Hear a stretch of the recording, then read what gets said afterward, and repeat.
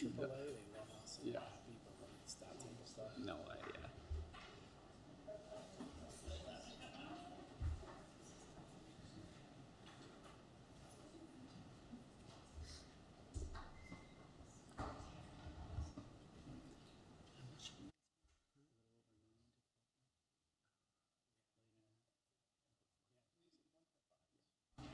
Good evening. I'm going to call the meeting to order, and we would start with the members of the Board of Health identifying themselves.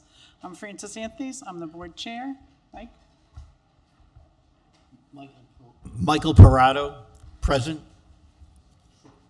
Leo? Leo Negron Cruz, a member of the board. Sharice? Sharice Allen, Vice Chair, Board of Health. And Gary. Gary Rosen, member of the Board of Health. Okay, thank you all.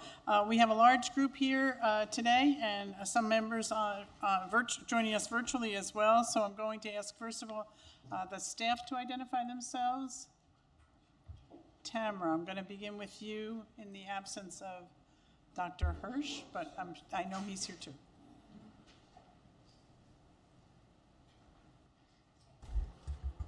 Hi, I'm Dr. Michael Hirsch. I'm the medical director for the Division of Public Health.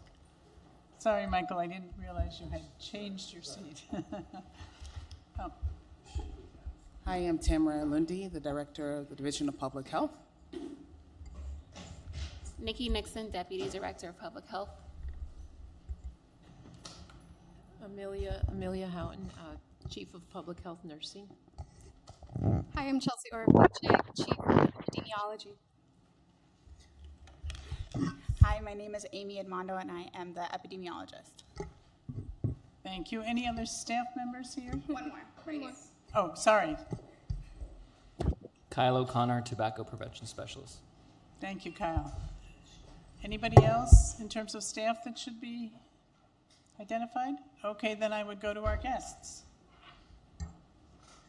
Susan, do you want to start?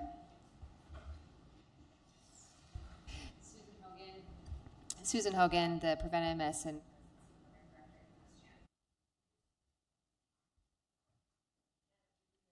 And from Preventive Medicine Residency. Greg Cohen, one of the first-year preventive medicine residents.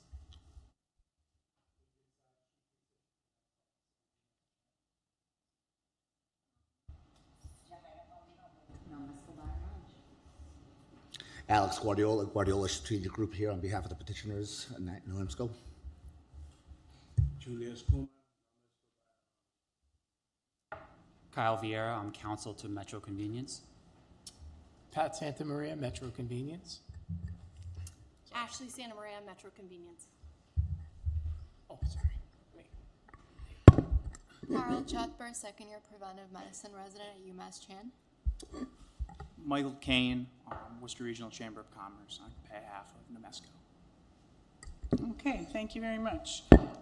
Members of the board will have already received the minutes, and I'm looking for a motion to accept them as presented or any corrections.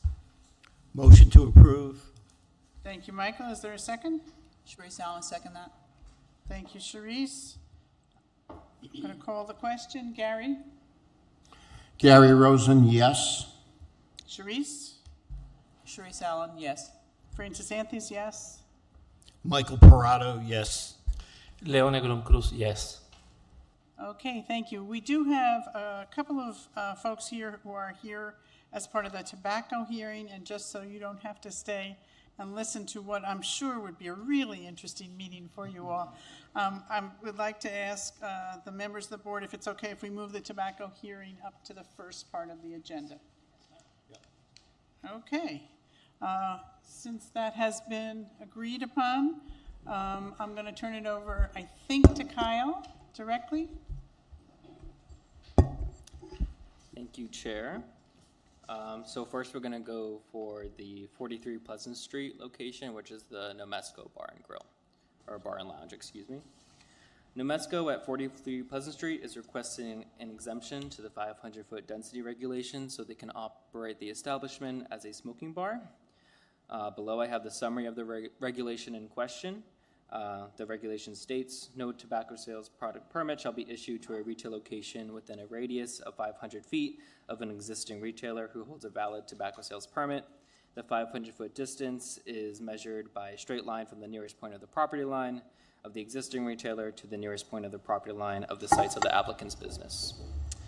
And then I'm just going to talk about the two retailers that are within 500 feet of 43 Pleasant Street. The first is Creed Lounge, which is 41 Pleasant Street. This is a hookah bar as well. As indicated on the map from GIS on the following page, you will see that it is approximately 0 feet away as it's on the same property.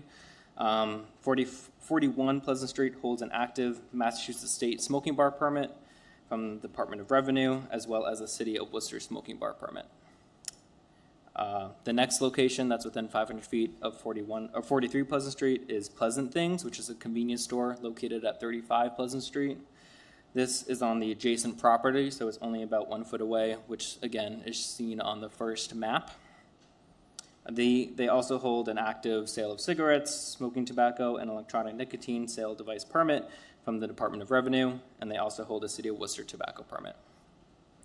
And it's also just wanted to note to the board, because the regulation also states that no tobacco permit shall be issued within 500 feet of any public primary, secondary school. The next map does show how distance it is from 24 Chatham Street, and that is part of the Worcester Public School System. It's labeled as part of the building infrastructure of the Worcester Public Schools. However, they only do adult learning, as much as information as I found out. But I just wanted to note that for the board as well.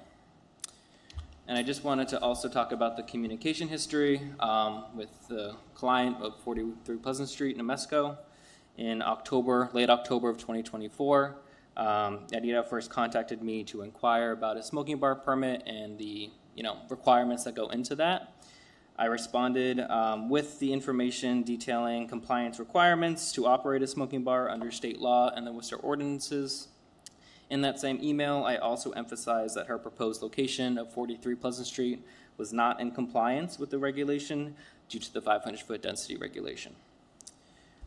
We then go on in the next couple months discussing further implications of transitioning the lounge into a smoking bar.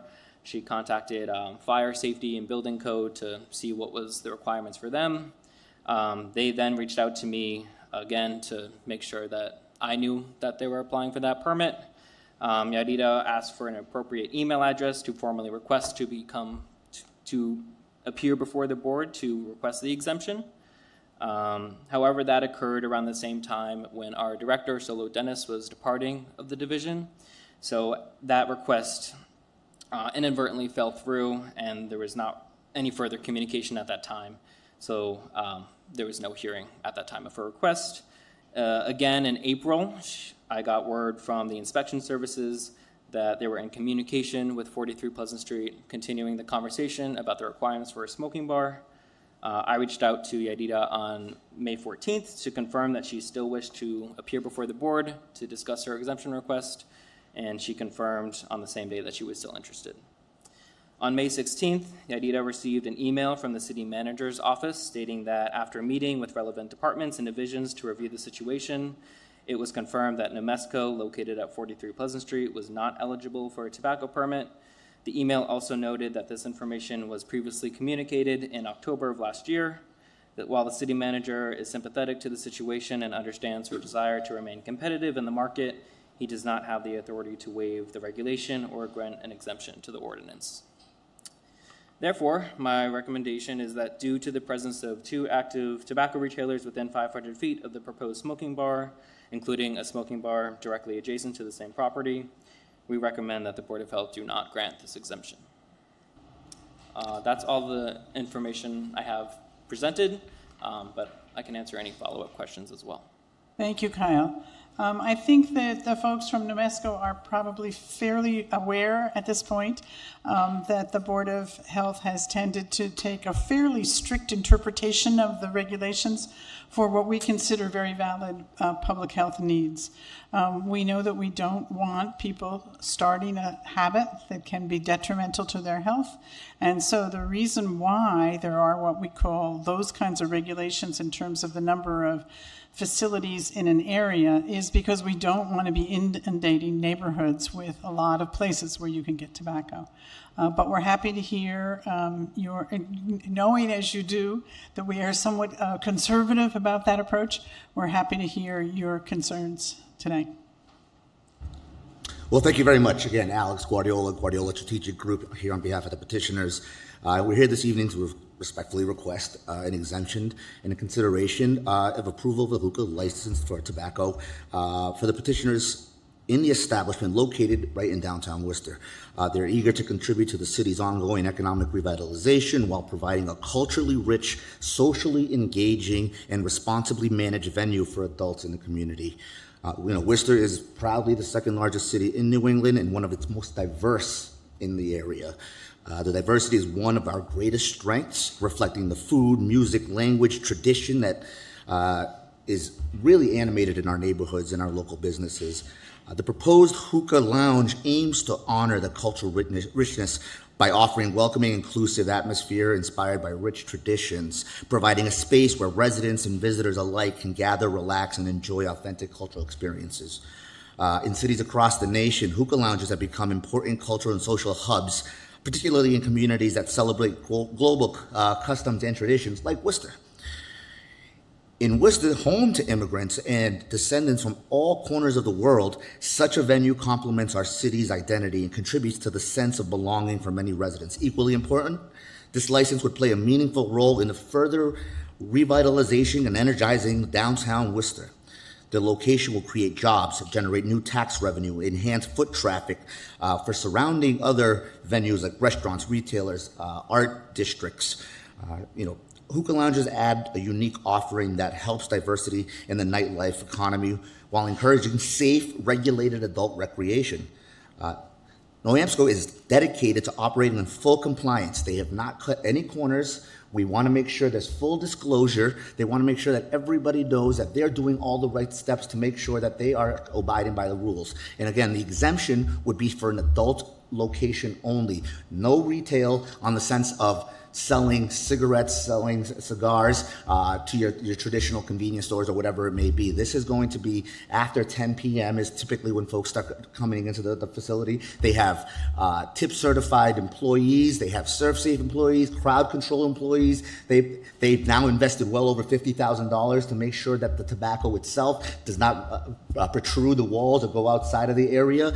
As you probably know, Worcester, downtown has been going through some hardship, especially right after COVID. We were hoping that a lot of our businesses would come back.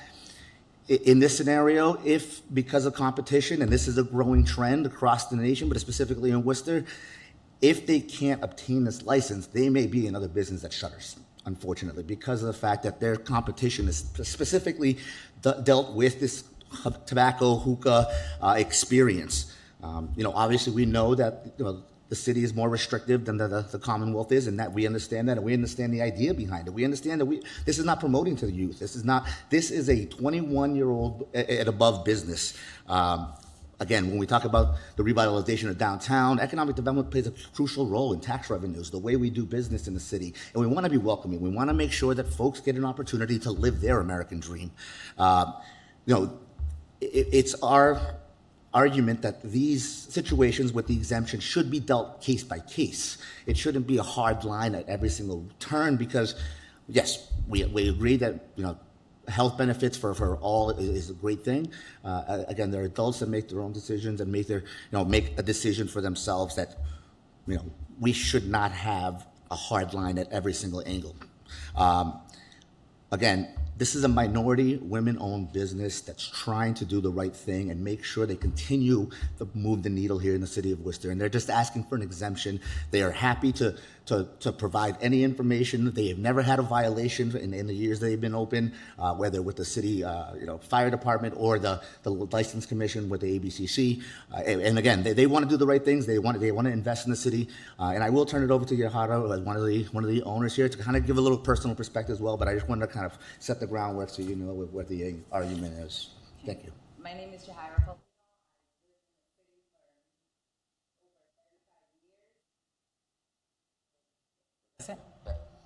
My name is Jahira Polino. I have lived in the city of Worcester for over 35 years. I've done a lot of work in the city throughout the years. I started working at Nomesco's as a waitress several years ago, and I always kind of like put a lot of work into it, and I always try to have a bigger vision for myself. And several months ago, I was able to become a partner with Julius, and have really put a lot of thought into the work that needs to go into Nomesco so that we are not forced to close our doors, because we have, our revenue has gone down, our business has gone down since COVID, and we are competing with all the other hookah lounges. It's just what the trend is now. And it would be vital for us to stay in operations. We would need to have this hookah license. So I did do some research and tried to find out, why does this rule exist in the city of Worcester? What is it? And, I agree, right?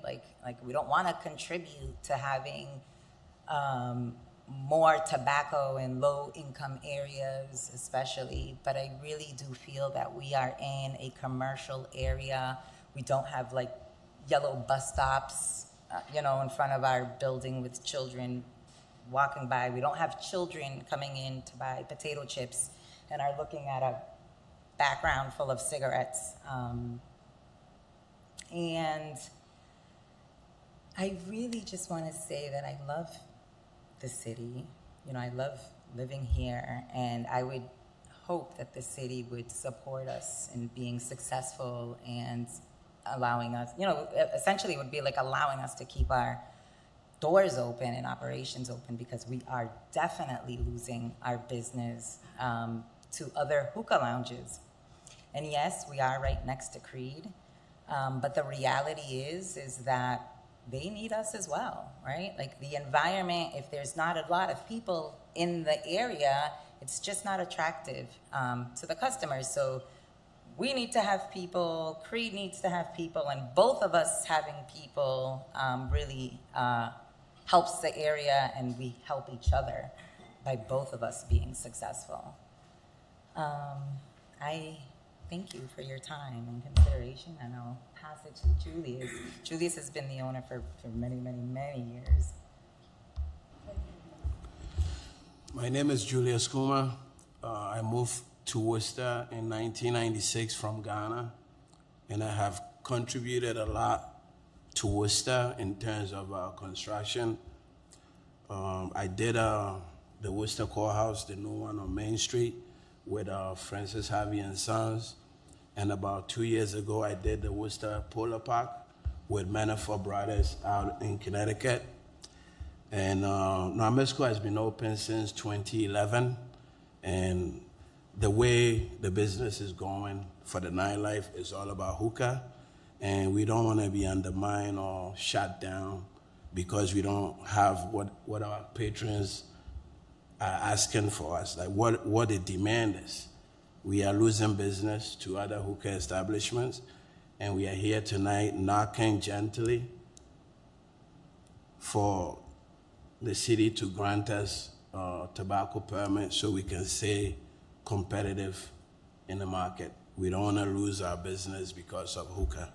That's what is really depressing our business at the moment. So we are here tonight. We are not being hard. We are just knocking the doors gently so we can also stay competitive in the market. Yeah.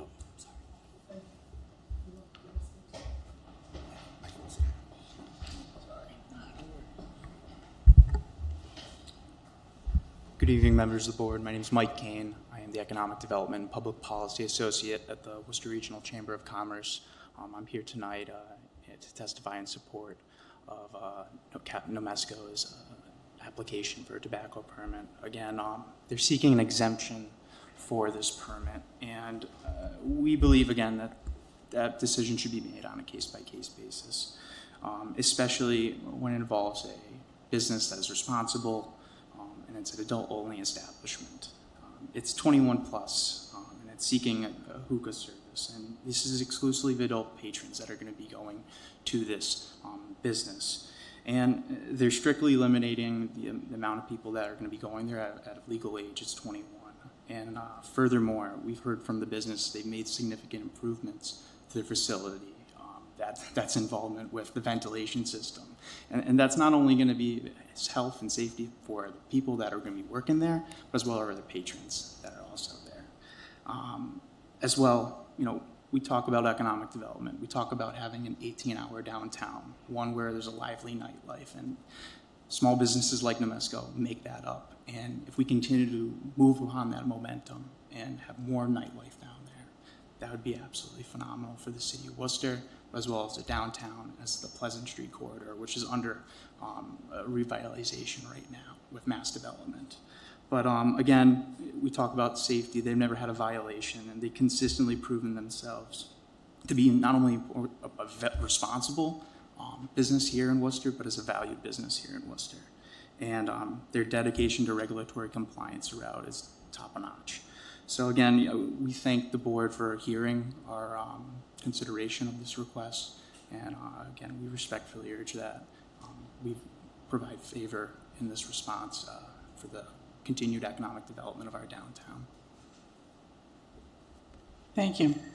Members of the Board of Health, questions? Gary?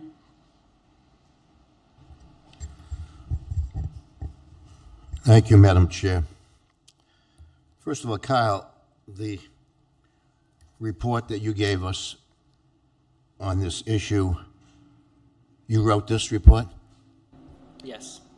Okay, and is this report written just for the Board of Health, or is this public information exactly as written, maybe available online to anyone? Are you looking at the regulations or the, like? No, I'm looking at the 43 report that starts 43 Pleasant Street exemption request hearing and goes on. The one No. that you probably read from earlier. Yes, that is just for the purpose of this hearing, to give a background information and a general summarization of the regulation and the request. So people couldn't have gone online to see this somewhere. There's no... Correct. Okay. I only say that because down when I was reading the communication history, you started out, and I'm sure I'm going to mispronounce it, but is it Jaira? Jahira. Jahira first contacted me, and I said, well, who's Jahira? I didn't know that. And who's me, even though I know you, Cal. And I said, gee, if this is, you know, not for just the five of us, if it's for people other than us, I would just hope in the future maybe you'd clarify that.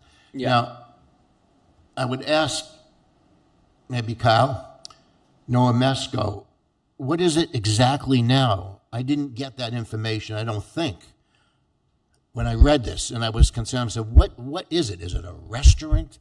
What is it? It's a restaurant, and they were looking to convert it into a restaurant and lounge where they would have hookah as well as food. Okay, and I think, you know, for the Board of Health at least, that's important information. I hope in the future you can clarify those things. And, you know, I'm just reading this, and these are the things that are coming to my mind. I have these questions, so I think that's important. So we have a restaurant, and evidently the restaurant would stay as a restaurant and then become also a smoking bar? Will we have both, or would this just convert to a smoking bar? It would need to convert to a smoking bar because of how it's zoned. So smoking bars, 51% of their profits must come from the sale and use of tobacco, and 49% can come from anything else. And the state requires quarterly reports from smoking bars to make sure they're meeting that requirement. So they would need 51% from the smoking bar, the profits. And how do we measure that? They need to submit reports to the state, to the Department of Revenue, to make sure they're meeting that criteria. Okay. And on the I know about our tobacco permits. The Department of Revenue permits, does every Worcester licensee, permit holder for tobacco sales, distribution, smoking bars, whatever you want to call it, do they also have a DOR permit? Correct. All tobacco retailers first must obtain tobacco permits from the state and then from the city. Right, okay. Does DOR ever allow a permit that we don't allow? They grant them based on different criteria. So because of Worcester's 500-foot density regulation that's specific to Worcester, that's why we have to then look closer at the proposed location to make sure it's within that, requirement. DOR does not obviously have that requirement because it's for the whole state. So I guess trying to answer your question, they permit those a little bit easier than the city. So it's easier to get this permits from the state before they get it from the city. So is there a certain chain of command a business would go through? DOR first, Worcester second? Yes, on our OpenGov permitting system where all tobacco permits are issued, the very first step is to submit your business plan as well as the state permitting from DOR. Okay. And now, I guess the challenge here, the problem here is Nomesco's at 43 Pleasant Street, and they're obviously well within 500 feet of 41 Pleasant Creed Lounge and 35 Pleasant Things. How, since we have a 500-foot rule, how does the Creed Lounge and the Pleasant Things, how can they coexist when they're basically next to each other and well within the 500-foot limit? Right, so both of those locations were established before the 500-foot density regulation was put in place, I believe in October of 2023. So both of those locations are grandfathered into the regulation. So the grandfather, and the Board of Health made the regulation of 500 feet when? I can tell you for sure. Yes, October 2023. 23, okay, so less than 2 years ago. Okay, and if I remember, that was done, well, what was the priority? That was the priority that we had too many tobacco licensees too close together? Or was it that we had too many in the city of Worcester and we wanted to do something to limit the overall number? 500 feet, and I obviously was on the Board of Health and supported it. But 500 feet is less than a tenth of a mile. It's not a heck of a large distance. Gary, I think the issue was the number of tobacco retailers in certain neighborhoods. And I think we had a map at that time which showed that certain neighborhoods had many more retail tobacco. And Dr. Castillo might want to speak to that, but wasn't that the issue? Is this neighborhood one of those that had too many? It is. Too many down on the lower Pleasant Street downtown area. So it certainly is one of those. Okay. All set, Gary, or you still have other still, questions?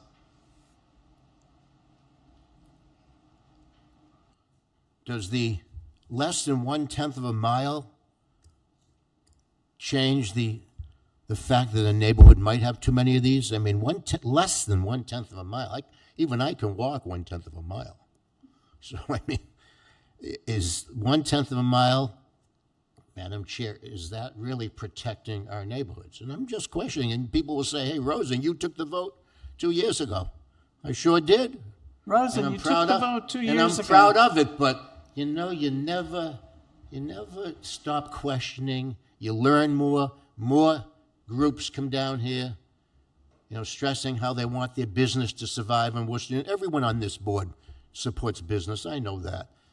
We may not support smoking in any form, and I'm sure, it's not our job to do that, but we still listen to people and we learn, and that's what's, happening to me. And I'm not saying how I will vote on this. I'm just saying I have questions. And as I think about protecting neighborhoods, less than 1/10 of a mile, if that's our idea of protection of neighborhoods, I hope it's working, because I'm just not sure. So if someone comes in next month and says, I'm 501 feet away from the nearest place, that's still less than 1/10 of a mile.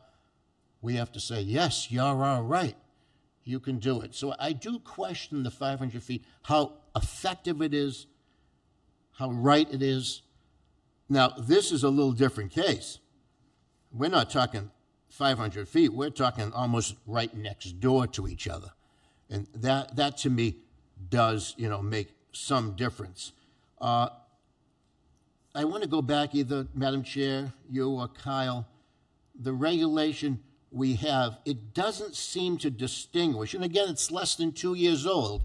And does it need tweaking? I don't know. Maybe it does. Lots of regulations, as they, go through time, they are tweaked by different groups, whether it's the Board of Health, the Board of Selectmen, or City Council, or, Okay, certain- Gary, why don't we take that as a recommendation that you would like to I look haven't at even said those? anything. I'm just saying. Well, You're taking what's my recommendation then? that we relook at some point at the regulations. Okay.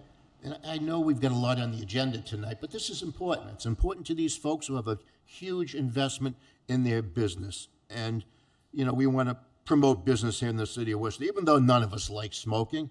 I wish we could take all the smoking outlets of any sort and, ban them, but that's not going to happen. This is a legal business, and certainly, we have to realize that.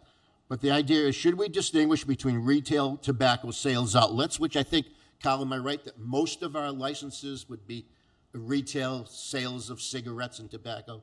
Correct. Okay, any idea what percent? 70, 80%?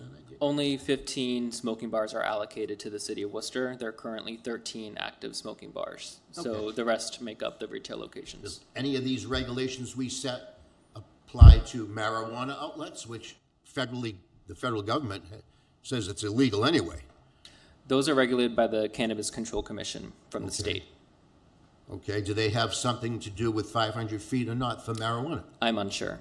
Okay. So yes, I'll make the motion that we take a look at, adjusting maybe our ordinance for tobacco sales to distinguish between the different types of outlets, which might be a tobacco sales outlet, a store, a smoking bar, or maybe even a third, a hookah bar.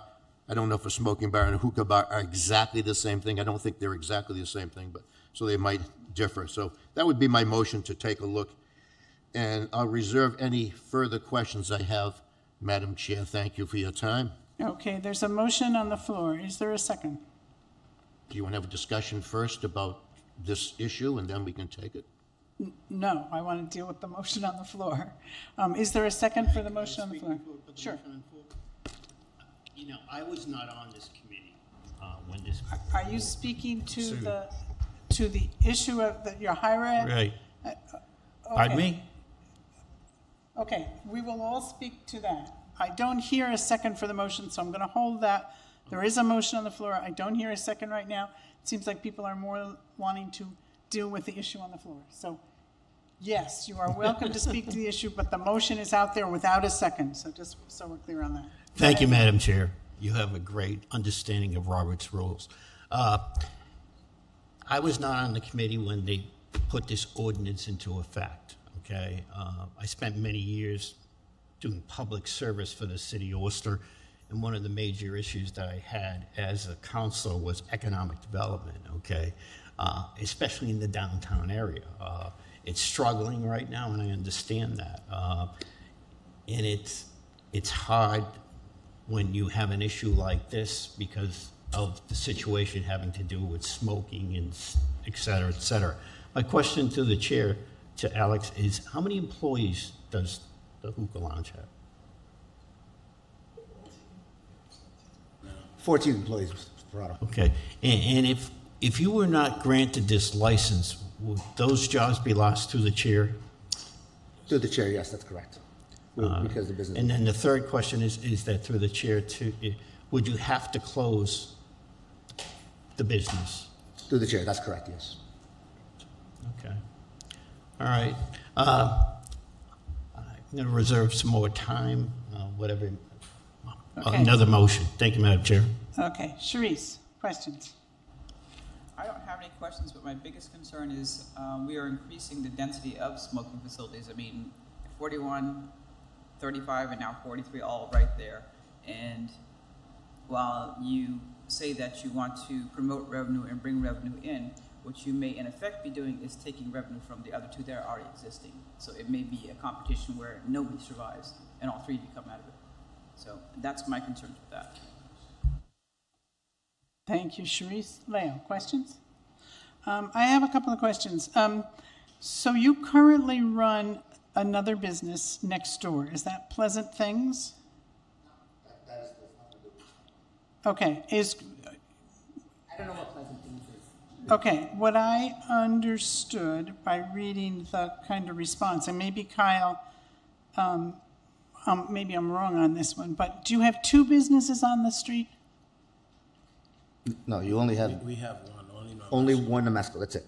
Okay, one business. And your current business is what? It is currently a restaurant with a license to serve alcohol. Okay. And what you want is to also be able to turn that restaurant into a hookah The lounge. restaurant would have to be converted to a smoking lounge. Okay. Which would make 3 retail places selling tobacco in very close proximity. Is that accurate, Kyle? Can I clarify? So the Creed Lounge right next door is another smoking bar. So their Nemesco would be right next to an existing smoking bar that already has a permit. Pleasant Things, which is 35 Pleasant Street, is a convenience store that sells tobacco products for off-site consumption. So Nemesco would want to convert their place to a smoking bar. That location is right next to Creed Lounge, which is another smoking bar. And then 35 Pleasant Street, which is a convenience store, is slightly Okay. down the And street. do our regulations make any differentiation between smoking bars where you're consuming on-site and places where you're selling? I'm assuming if it's a smoking bar, you're not purchasing and then leaving, you're purchasing and staying. Is that accurate? That is accurate, and the regulations do not differentiate the type of tobacco permit. Okay, so it might seem, in terms of Gary's request that we relook at the regulations, that we maybe need a further determination between the differences, to my mind, between the differences between smoking bars and retail stores. Yeah, that sounds accurate. But to that same point, the place that they would want to convert into a smoking bar, something exactly like it, another smoking bar is already right Is next next door. Yes, just Okay. to clarify. Which gets to Sharice's point about whether there can be 2 of them next door to each other. Okay. So I think we have in front of us the kind of the issues that are here. I'm looking for a motion from board members about what you want to do with the issue in front of us. Yes, Shahara. Oh, sorry. I just would like to address your concern that I do not feel that our business would take from the business next door, because we lose a lot of our customers to a different hookah bar that is not right next door. And our 2 businesses are frequently helping each other. You know, if one side needs something and we can help, we always work together and we always try to help each other. And I feel if we can get some of our customers back, it will liven up that area. So Julius is African, and our business primarily caters to Africans. Creed Lounge primarily caters to the Latin community, but I think, I don't think that we would be taking from each other. I think that us being more successful in business helps us both become more successful. I have a question, and a clarifying question, actually. You are currently operating as a restaurant with liquor license? Correct. So how is it you're losing people to a hookah bar? If you're a restaurant, you should be serving food and they're doing smoke, so I'm a little confused. Can you clarify that for me, please? I can address that, sure. We originally were licensed as a nighttime entertainment business, so we were a nightclub. And recently, in the last few years, we added the restaurant component. And in order for that to happen, they had to change our occupancy to a restaurant. They classify us as a restaurant. So we do operate a restaurant. We are open for nightlife as well. Our kitchen is open until 1 a.m. So Creed and ourselves are open similar hours, after 10 o'clock. Our restaurant is open during the day, 5 o'clock.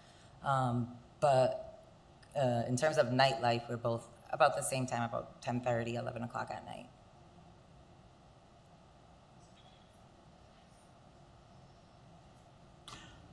Any other questions from members of the board? Gary? Thank you, Madam Chair. Kyle, so anyone who wants to open a smoking bar, as is requested here, 500 feet away from here, 501 feet away from this area of Pleasant Street, they could easily do that? If they're not near any other one within 500 feet. Correct. And probably a better question for the Board of Health. The Board of Health may wonder if, as I said earlier, that less than 1/10 of a mile takes it out of that neighborhood and protects that neighborhood. Seems to me that in our wisdom of less than 2 years ago, maybe we should have made, if we thought 500 feet was enough, maybe it should have even been more just to protect that neighborhood. I just don't think 1/10 of a mile is a large distance. Now, you might say again, oh, Rosen, you voted for it. Yeah, I've never stopped learning in my life. I've never stopped growing in my life. Only a fool never changes his mind. So, it's something I think we should look at, the 500 feet. If this Board of Health thinks that we're protecting neighborhoods and we got to continue to do that, fine. 500 feet to me, is not a huge protection. I would like to see a report come from the Department of Public Health, our staff members, soon enough, about the 500 feet limit. How practical, how helpful is that in preserving our neighborhoods? And also about whether our ordinance should distinguish between the types of outlets. If these two, Creed Lounge and Pleasant Things, were only stores, like convenience stores, that sold tobacco to people who took it out of the store, and then they wanted to open a smoking bar next to them, they couldn't still, because we don't distinguish. We say tobacco permit, even though the businesses are so different. So my suggestion, my motion would be that we ask for a report and a recommendation from the administration, and we don't always have to accept their recommendations, but it'd be nice to get them in their expertise about the 500-foot limit and the ordinance that doesn't distinguish. And if we could do that, I would recommend maybe tonight that we put this request on hold and see if there's going to be any changes in the future. If there's some movement tonight to deny them, I'd rather have them have their request still alive. Maybe within 2 months at the most, our administration comes back with a recommendation, and maybe their recommendation seems to say there's some way for this Board of Health to approve this. And maybe the recommendation says there's no way. But I'd still like to keep them alive. I'd rather have them wait 2 more months than walk out here tonight and saying, our business is really in jeopardy. We may have to close our business and lay off these workers and, not contribute to downtown Worcester and its needs. And its needs are certainly retail businesses of all types downtown. It's really a barren downtown. We all know that. It has been for years. So we want to promote businesses throughout the city and especially downtown. Okay. So that would be my recommendation, if you understand that, Madam Chair. Thank you. I think that Gary's recommendation in the form of a motion is that he's directing administration to look at the tobacco regulations in terms of 2 issues, the 500-foot limit and the difference between the type of retail establishments. Kyle, you had a question? Yes, I just want to make sure we're very clear. Even if we did look at the regulations to distinguish the type of tobacco permit issued, So if we differentiated a retail establishment tobacco permit versus an on-site smoking bar tobacco permit, if we differentiated those, they still would be 0 feet away from the same type of tobacco establishment. I just want to make that clear. We can do that request and provide that information for you. I just want to make that clear. And can you also clarify, is there anything that you know of the state regulations? Obviously, we can set Worcester regulations. Is there anything that you know of the state regulations which would prohibit anything in Gary's motion? I would have to check the state regulations closer. Okay, so we would assume that that would be part of it. Right. And Dr. Castile, I'm assuming that you will be part of this effort as well, because I think you brought this issue to us first back in 2023. Yes, Dr. Hirsch.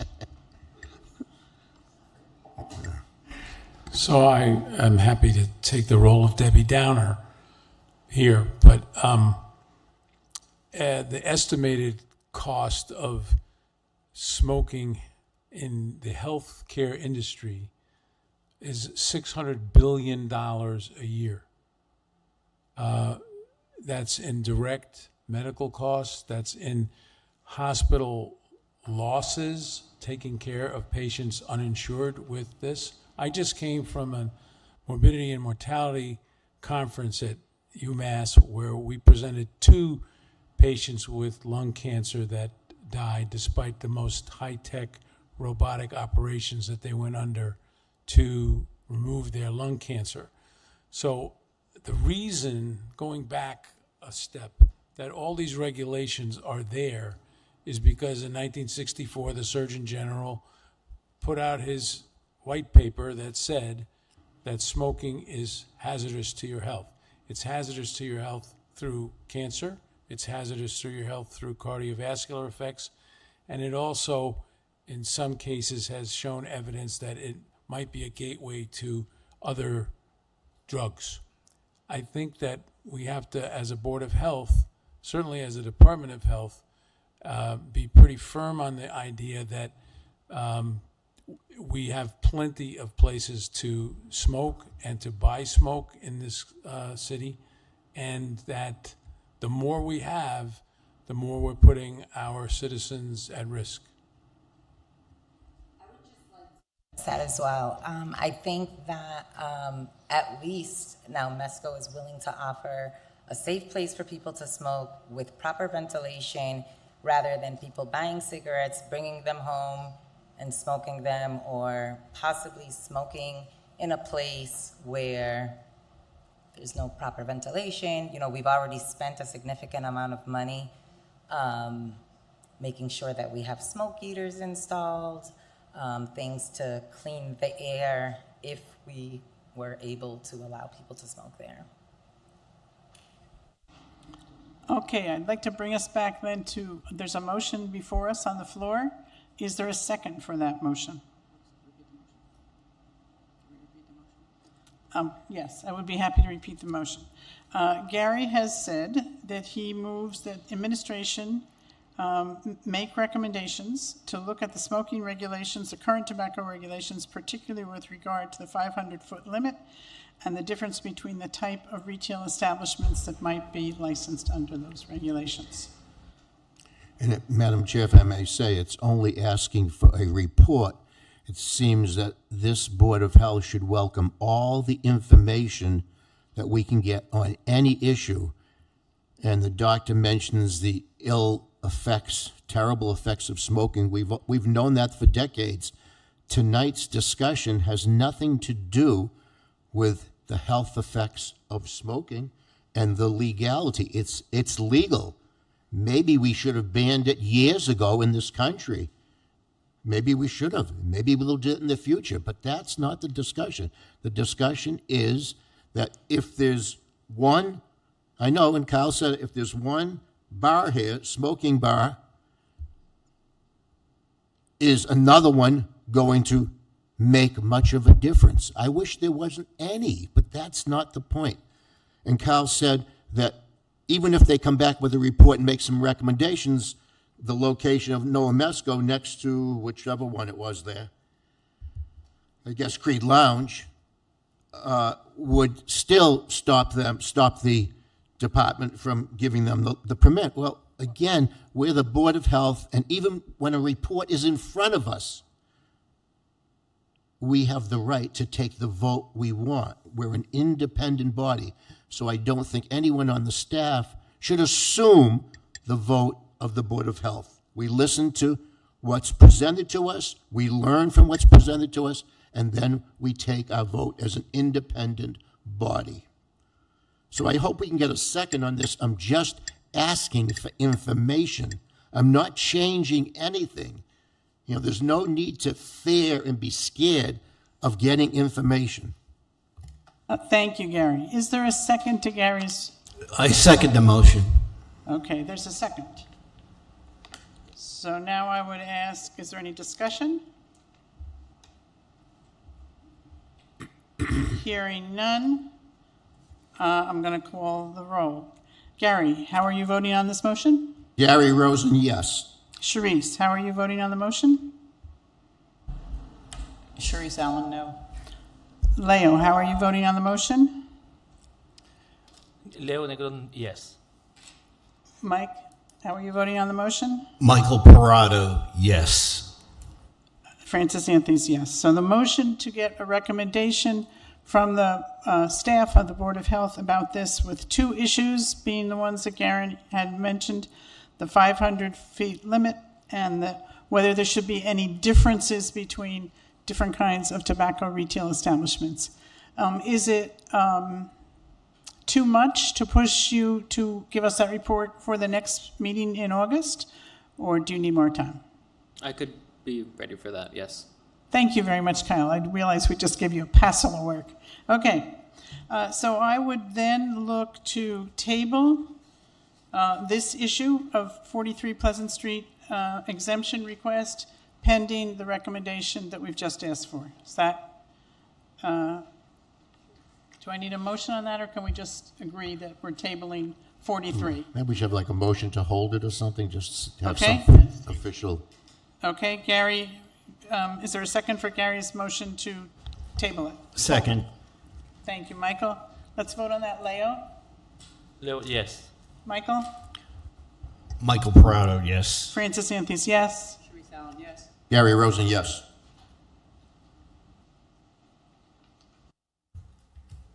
Okay, thank you very much. So thank you. We will see you again. Okay, different issues. Still tobacco. Sorry, Kyle. It's been a big night for you.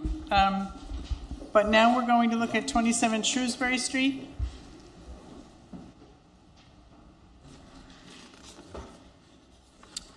Okay, so this exemption request is for Metro Gas at 27 Shrewsbury Street. They're requesting an exemption to the 500-foot density regulation so they can obtain a tobacco permit for their store. I'm not going to repeat the summary of the regulations since we seem to discuss that in great detail.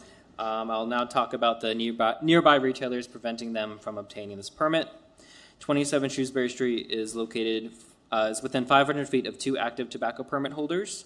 One of those is Victory Bar and Cigar at 56 Shrewsbury Street. They are approximately 417 feet away from 27 Shrewsbury Street. They hold active sale of cigarettes, smoking tobacco, and smoking bar permits from Mass DOR, as well as a City of Worcester tobacco permit. The other location is 961 Restaurant and Lounge, located at 2 Washington Square. This is also a smoking bar, and it is located 316 feet away from 27 Shrewsbury Street. They also hold active smoking tobacco, electronic nicotine device permits, and as well as the City of Worcester smoking bar permit. So Kyle, if I can interrupt you for a minute.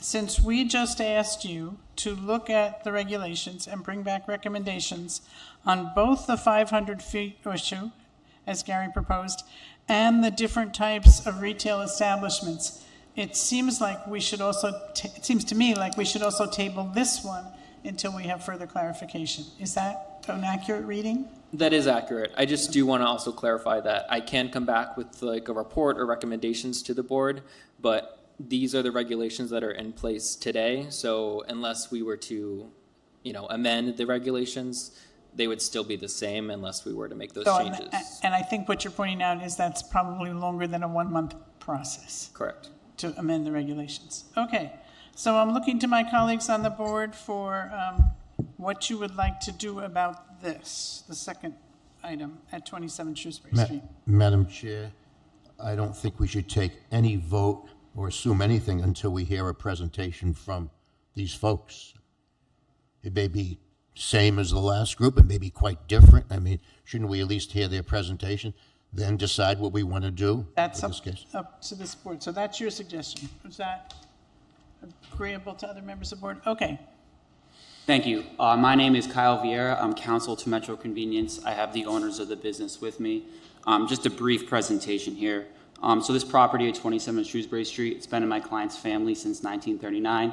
Clients were born, raised, have their families here in the city of Worcester, so they're very well aware of the city. They're looking to settle down here and stay here. So as was previously discussed, the only two establishments here within 500 feet, they're cigar bars. They're primarily businesses that have on-site consumption. It's not the type of issue where we have the same business within 500 feet or next door. It's a completely different scenario. And in particular here, I think it's more of an oddity, as we discussed, of the license type that kind of puts us in the situation. If this was liquor, which has two separate kind of licenses, one for on-premises, one for off-premises, we wouldn't be here today facing this sort of issue. It's really that this license is not very well delineated as to the types of businesses as we have discussed.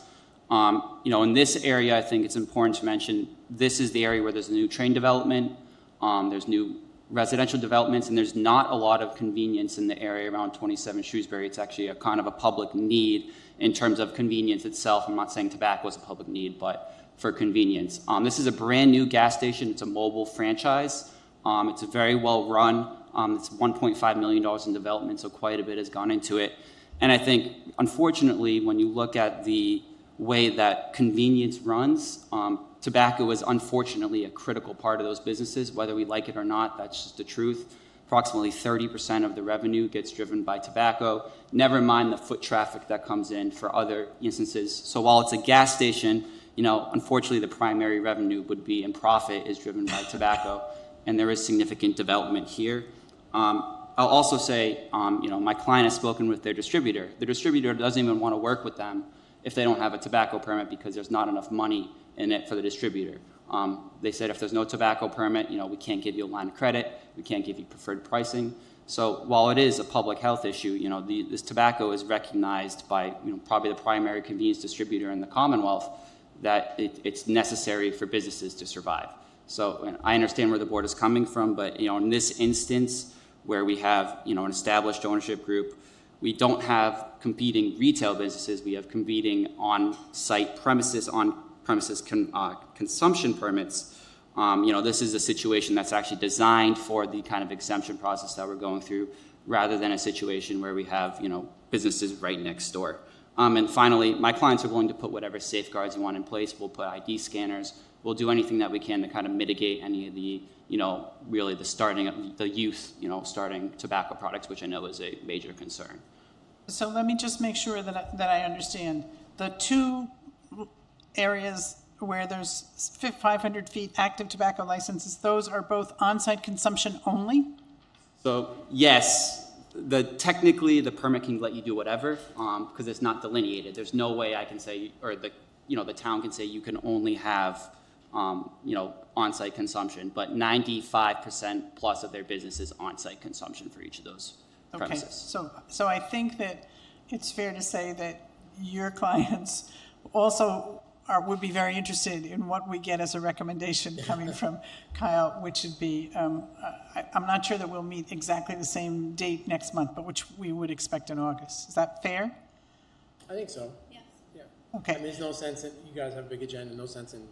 Okay. We'll wait for you guys to, let us know. I mean, I think you want to know I what agree, the decision 100%, is. yeah. Okay, so I'm looking for a motion to also table this hearing till after we get the recommendations from administration on the tobacco regulations. Motion to table, Madam Chair. Thank you, Michael. Is there a second? I'll second it. Thank you, Sharice. So I'm sorry to bring you out when it turned out it wasn't quite ready for you. So thank you very much. We're good. Okay. Madam Chair, we should vote on that, shouldn't we? Yes. Sorry. Gary? Gary Rosen, yes. Sharice? Sharice Allen, yes. Francis Anthony, yes. Mike? Michael Parado, yes. Leo Negron Cruz, yes. Okay, thank you. Thank you, Gary. Always good to keep the chair in line, on her toes. Okay, I think we're going to move to the communicable disease update. Amelia, Kyle, thank you very much for your time. Good luck with your work.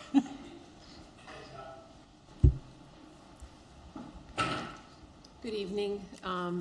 So my name is Amelia Houghton. I'm the Chief of Public Health Nursing. I'm here to give you the nursing report on communicable diseases in the jurisdiction for over the last month. So we have seen a decrease in influenza cases between the previous month, May, to the month of June, from 38 cases down to 6. We have seen a decrease in novel coronavirus cases from the month of May at 42 confirmed cases to the month of June at 33. We did not see any measles cases in either month, and we did not see any pertussis. That's it for the prevalent communicable disease cases. Just a quick newsworthy update. Flu activity in the U.S. is declining. That is obvious. This is the time of year when it starts to decline. COVID-19 activity. So in terms of COVID-19, we talked about the new strain last month called NB 1.8.1, and it does require careful monitoring because it can spread more rapidly and evade antibodies created by vaccines or past infections, so it's one to look out for. It's now considered the second most common strain. There is one, it's known as LP.8.1. That's like a new Omicron. That's considered the first common strain that is currently circulating. So besides the common COVID-19 infection symptoms, this NB 1.81 strain also produces a razor blade-like throat feeling, and that's new. So that's important to note. The CDC advises that if anyone experiences trouble breathing, new confusion, persistent pain or pressure in the chest, inability to stay awake, or changing lip, nail, or skin color to bluish gray, to immediately seek medical attention. What's important about the COVID vaccines currently in this political climate is that getting vaccinated with the latest vaccine and staying informed, as we know, helps reduce risks. However, insurance coverage typically follows federal recommendations. So anyone who is healthy and under 65 is likely to have to pay out of pocket to get the COVID shot, and they're about $200 because it is no longer recommended that anyone less than 65 and healthy with no immune compromising conditions is mandated to get the shot. So if you're not mandated to get the shot, you have to have insurance. And at this point, not clear what insurance companies will do about these new recommendations. Real quick measles activity. Since January 2025, the measles outbreak continues to grow. At this point, we are more than 1,267 reported cases by 38 jurisdictions. Still, Massachusetts is not among the reporting states. And tragically, and up to this point, we've had 3 people in the US and 1 in Mexico die from this current measles outbreak 2025. For more information, I have a link on the report that will be posted in the meeting minutes, and it's the cdc.gov Measles Data Research Index link. And then also there's another link for travel health notices and travel health through the CDC. And this will give you some insight as to what's going on currently with global outbreaks if you're traveling. So that's the end of my report. Thank you, Amelia. Appreciate that. Dr. Hirsch, is there anything that you want to add to that? Yes, Madam Chairman. I don't have much detail to add to Amelia's report other than the 1,277 measles number total for the United States is 3 times the number that we saw last year. And it was exactly 25 years ago this month that the CDC declared measles as a conquered disease. So we are taking big steps backward, and it's not an insignificant thing. 3 people died.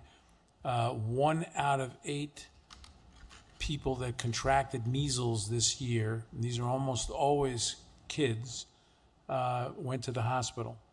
So again, that's a big burden on hospital systems in rural areas that are now going to have their Medicaid funding taken away. And the ripple effect of this is, again, not insignificant.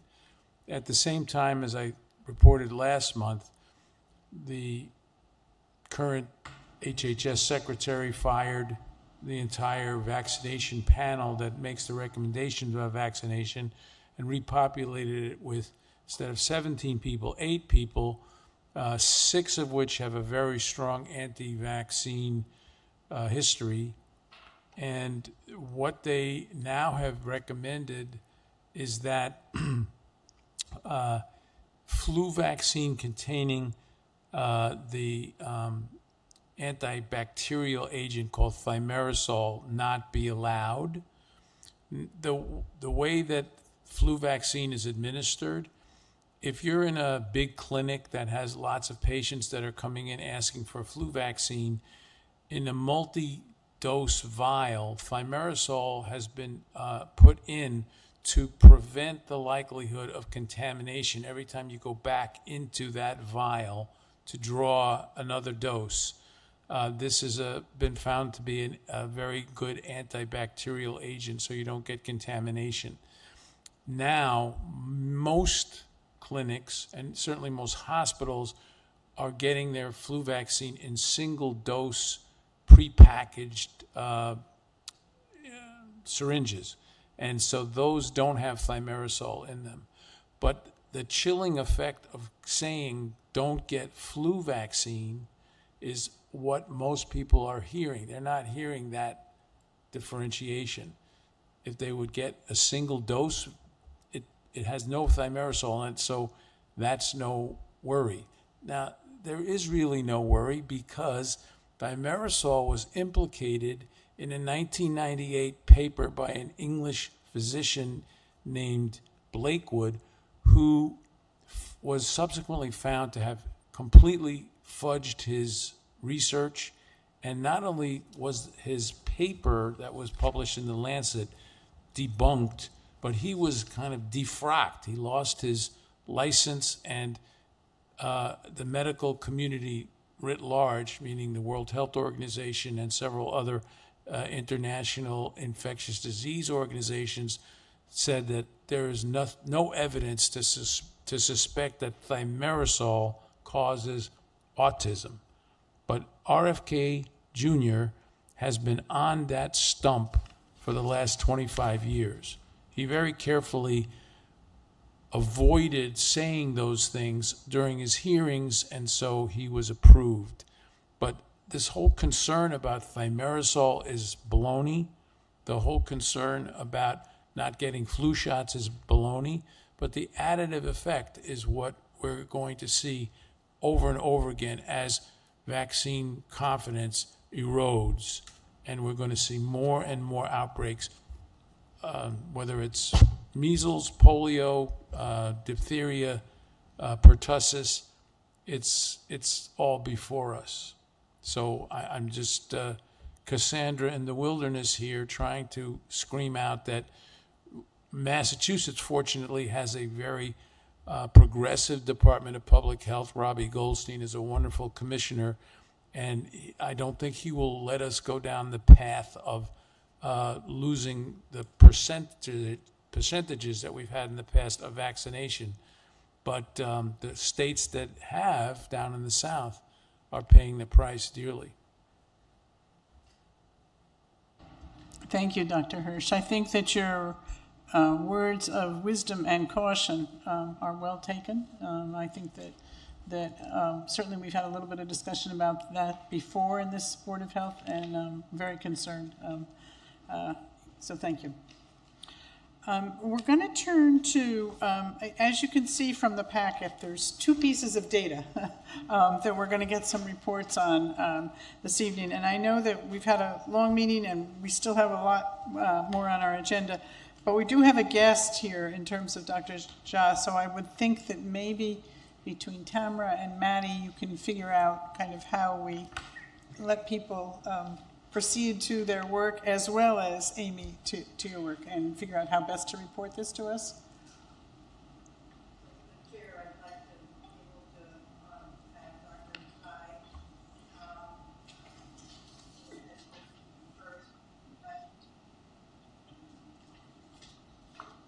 Through the chair, I'd like to have Dr. Zhai go through through his PowerPoint, since he's a guest here. I would like him to go ahead. He's a UMass Chan doc who I've been working with to do this data project that we've been working on for quite some time. And I think we always talk about public health as being the data place. And so one of the things that we've been working on is to be able to provide local Worcester data. If you look at most data that exists that we get, for example, if you're looking at opioid data, we will go back to 2024. June is probably the most up-to-date that we have right now. So we're about a year plus behind in data. So if we were to get our local data, which means everybody in Worcester, all the St. Vincent's, Family Health, Reliant, they all use Epic. And if we were to get de-identified data and be able to report out on any topic that you want to talk about, and he will, Dr. Zhai will talk about the first topic, which we were thinking about opioid data, but it is part of opioid data, looking at HIV and looking at HIV screening and HIV treatment, and along with hepatitis C screening and hepatitis treatment. But I think one of the things that is important is to have the collaboration. I always talk about that we did very well with collaboration during COVID, and then and we got tons of things done with all of us collaborating, rowing in the same direction, and we sort of lost that. And I can talk more about that, but I want Dr. Zhai just to be able to present to you our data, his data project. All right. Thank you, Dr. Castillo. So while Dr. Castillo kind of laid out my first slide essentially here, so the project that we were involved with Dr. Castillo really was to create the WIDE project. So what WIDE stands for is the Worcester Integrated Health Data Exchange. And so it was born, as Dr. Castillo said, based on fragmented health data limits, coordination responses. And the COVID-19 really made it clear when all the healthcare organizations worked together and banded together, we were able to get a lot done because of that. But since the pandemic kind of receded, all of the organizations kind of went back into the silos, weren't really eager to share data for public health purposes. So this is why this project was born. So we created a citywide health data platform, and it basically combines de-identified data from multiple healthcare organizations. And it's standardized, the data is standardized around OMOP, common data model, because obviously data has to be compared apples to apples, right? So there's a standardization process that has to happen in between. And the dashboards that we created are really focused on equity, providing insights on the data gathered from all these organizations so that we can enable cross-institutional collaboration for public health improvement. So this project is led by Maddie and her team and powered by the technology that is being developed at UMass Chan Medical School. So the next slide here, turning data into action. The data is near real time, so it updates on a daily basis. So these are not just reports that we look at. It's literally, you can use these dashboards to drive interventions because they do update daily, and you know exactly what the data stands for at any given point in time. So it's not a benchmarking tool. It's not designed to compare one hospital versus another, or one healthcare organization against another. All of that is actually mixed into one big batch of data that looks at the performance at the city level. So, so next slide. The initial case that we used was focused on the opioid epidemic. One of the reasons was really because we approached multiple healthcare organizations. There was a lot of reluctance in sharing all of their de-identified data, and the focus was really, so we wanted to have a more focused populations, and hence we started with the opioid population. The guidance around how we develop these dashboards and what type of interventions should they support was really driven by Dr. Kavita Babu and her team. The initial dashboards really identify gaps around hepatitis C and HIV treatment among people with opioid use disorders. And the dashboards are there to support screening, linkage to care, and policy planning as well. So the next slide here, the dashboard example, is really to give you an idea of how things kind of look like. Because I don't have a computer with me, I cannot click and show you how interactive this dashboard is. But what you see is basically here, 26,280 total opioid population. That's the denominator. On the right side there, you basically see the patients among those population that also have other substance use disorder and mental health challenges, liver disease, infectious complication, as well as HIV diagnosis. So it basically, the numbers at the top would tell you exactly how many patients fits in any of these categories. At the bottom, you see the top 5. You can click on any of these top 5 populations, and the demographics are shown below. So you can see language, race, homeless, age groups, ethnicity, primary insurance, the city where they are located, and there's a map of that identify the social vulnerability index, as well as where the patients are located. So when you click on any of these subcategories, the map automatically drills down to that subgroup population, and all of the demographics updates on the dashboard live. So you can keep drilling and basically identify the population of interest, and the goal is really to identify the gaps in care.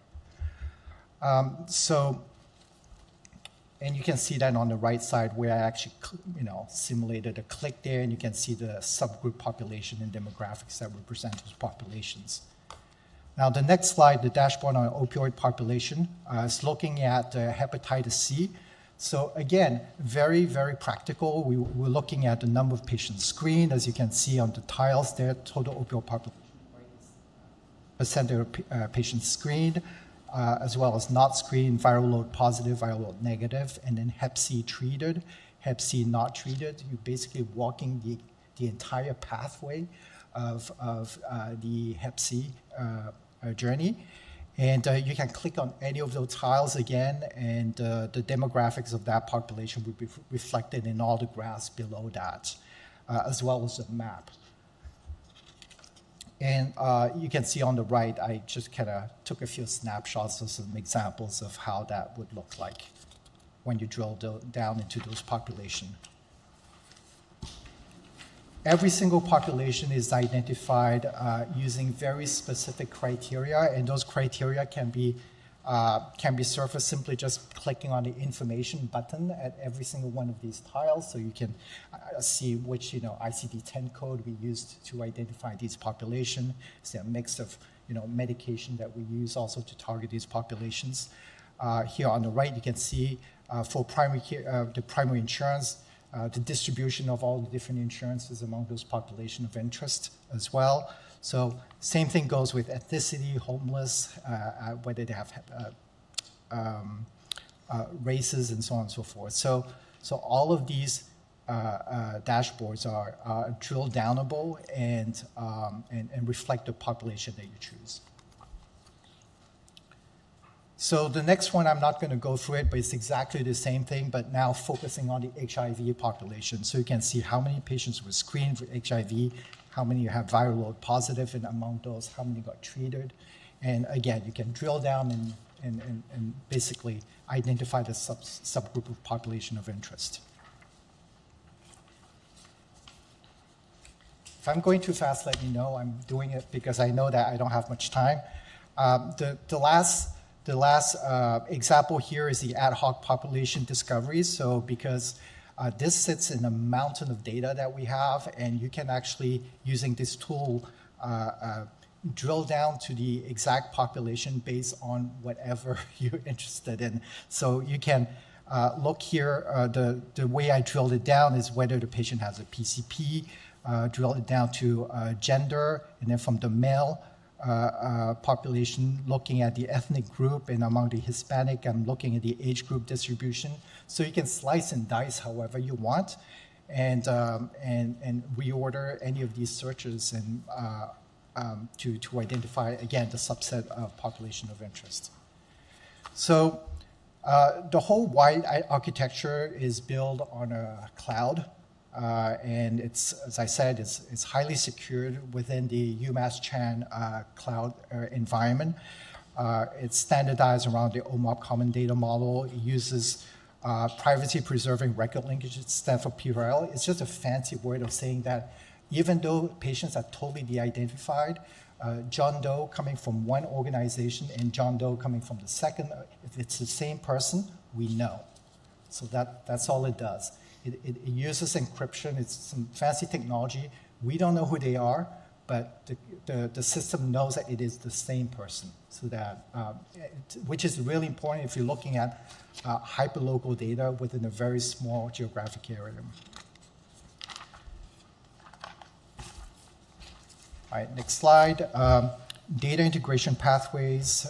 So working with the different healthcare organizations, we really want to offer a technical solution for them to translate the data they have in EHR into their system. And we know that many healthcare organizations don't have the same technical resources to figure those out. So we basically offered a 3-tier package that they could choose. Basically, the process goes through 2 different steps. The first step is to export de-identified data set to the wide platform, and the second is to convert that data into the standardized common data model so that we can compare data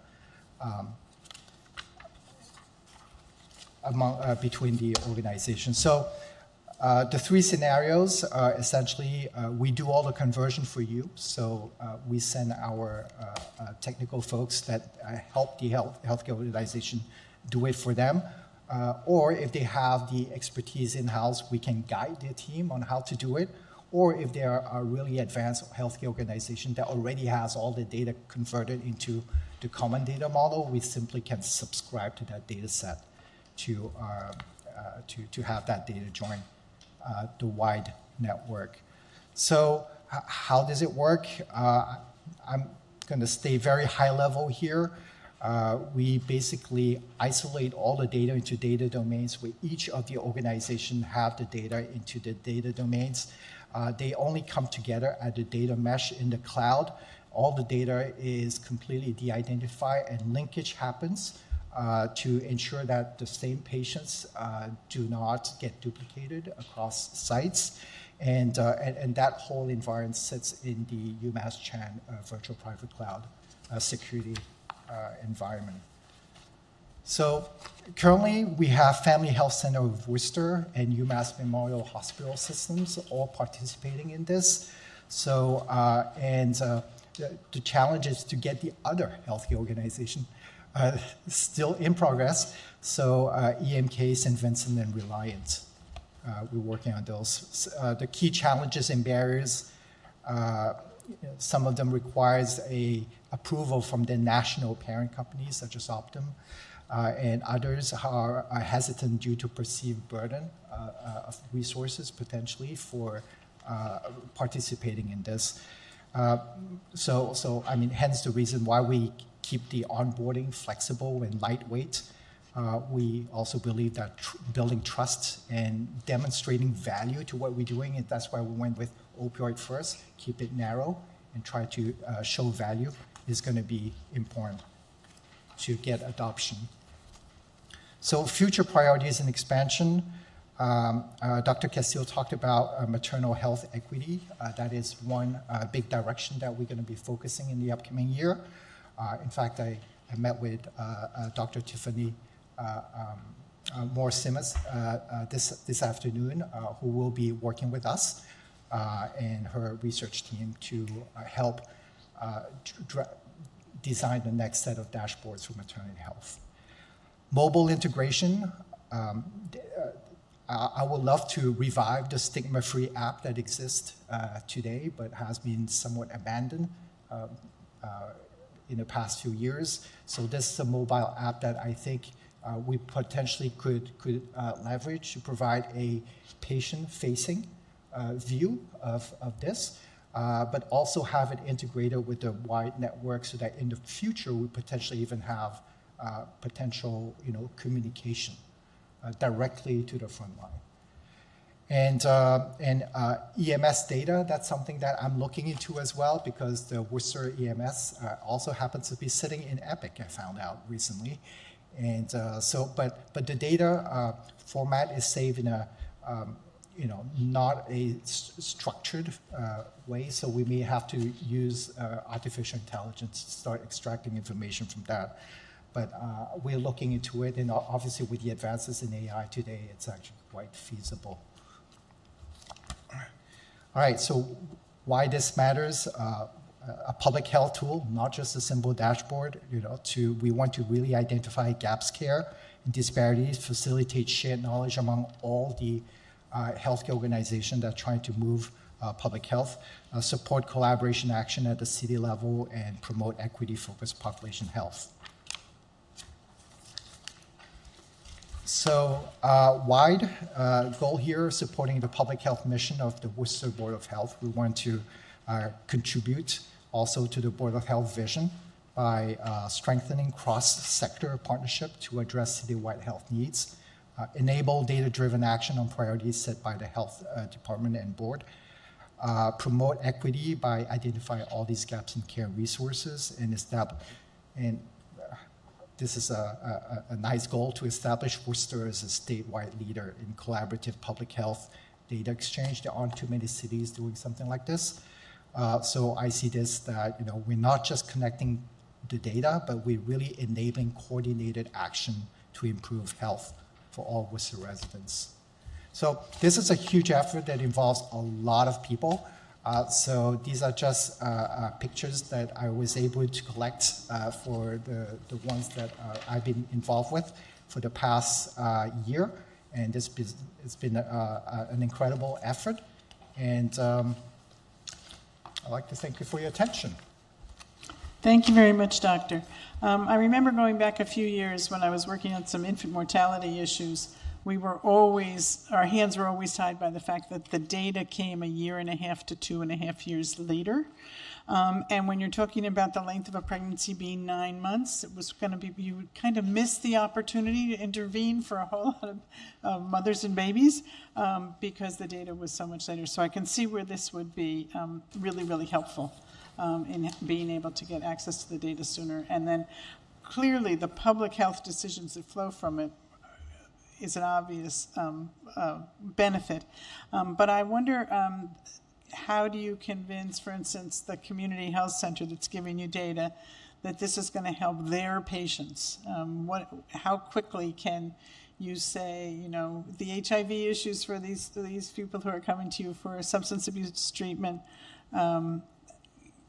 is one you know, how quickly does that get to them? Yeah, I think that's definitely one of the challenges is to identify incentives that align every single stakeholder, right? This is actually one of the reasons why we picked Hep C as one of the first projects, because Hep C is treatment, right? And That's treatment true. brings revenue to the stakeholders from a hospital or from the healthcare organization perspective. It's also good for the patient outcome and good for the overall public health as well, right? So I think initially is to identify where are the areas where it's a win-win-win for all, and start with those. There are enough to start. I think once everyone is on board, right, there may be more initiatives and probably alliance payment models that actually would focus on interventions from, you know, using this type of approach. And how can the Board of Health help you? I'm sorry? How can we help you in that, in kind of getting people on board? Through the chair, if I may.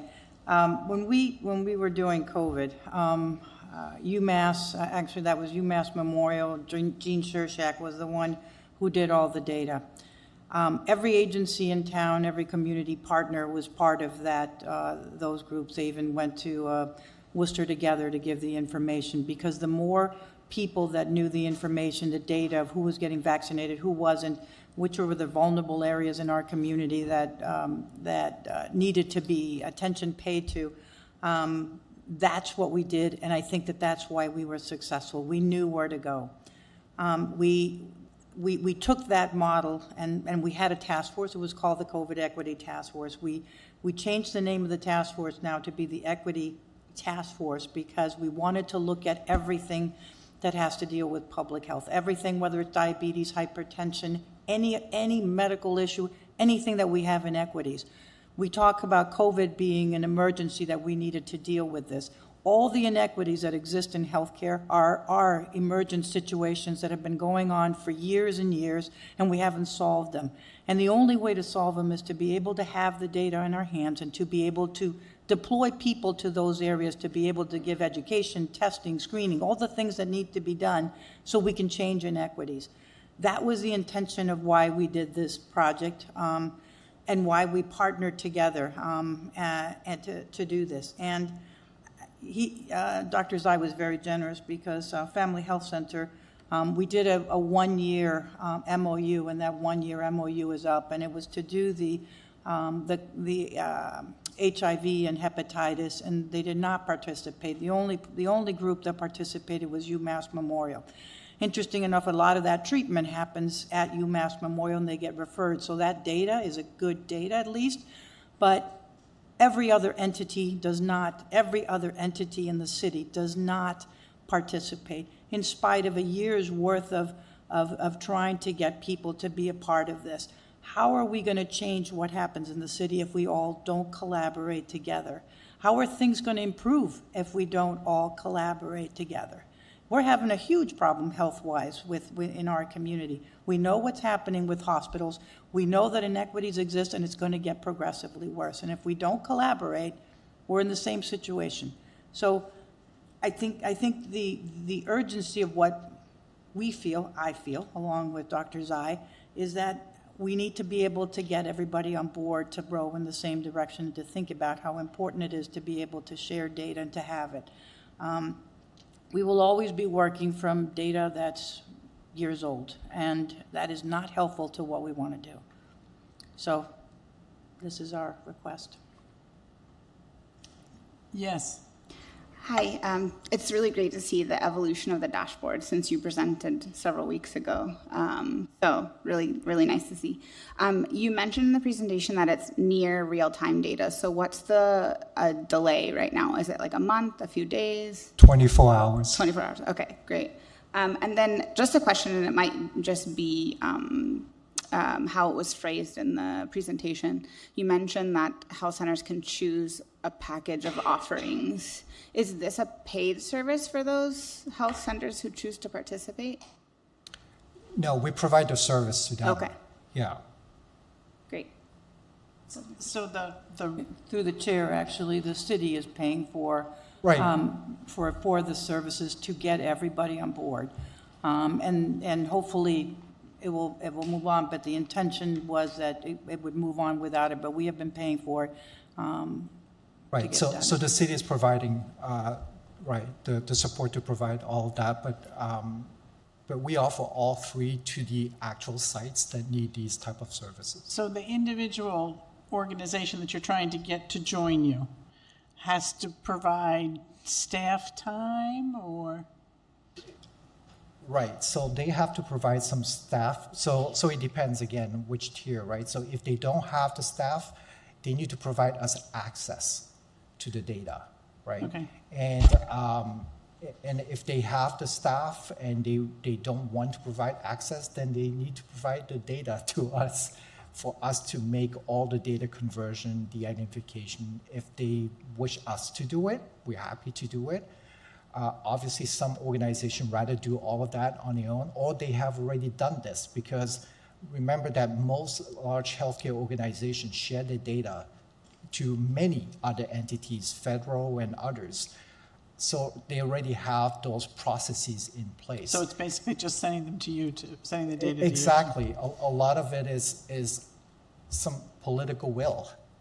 It's not a technical challenge oftentimes. Yeah, I would imagine that all of our hospitals and health centers, based on the big ugly bill, are really feeling very stretched in terms of their own resources, which is why Right, exactly. And that's why we, on purpose, offer to do it for them, so that they don't have that burden to them. But again, I understand that it's always easier to simply say no, because there's no right. There's no So cost. again, my question: what would you like the Board of Health to vote to support this effort? I mean, what are you looking for from the Board of Health, other than having us be informed that there is potentially more data coming to help us make decisions going forward? Are you looking for other things from us? I think we want to have, the Board of Health potentially encourage all healthcare organizations to participate, and that this is something that the Board of Health would back up. Okay, let me Support. turn to my colleagues. Comments or questions or a motion? Is anyone thinking of any of those kinds of things? Yes, Mike. Thank you for the presentation. It was very informative. If you can get data to work, it can solve a lot of problems, and I think that's what you're looking at right now.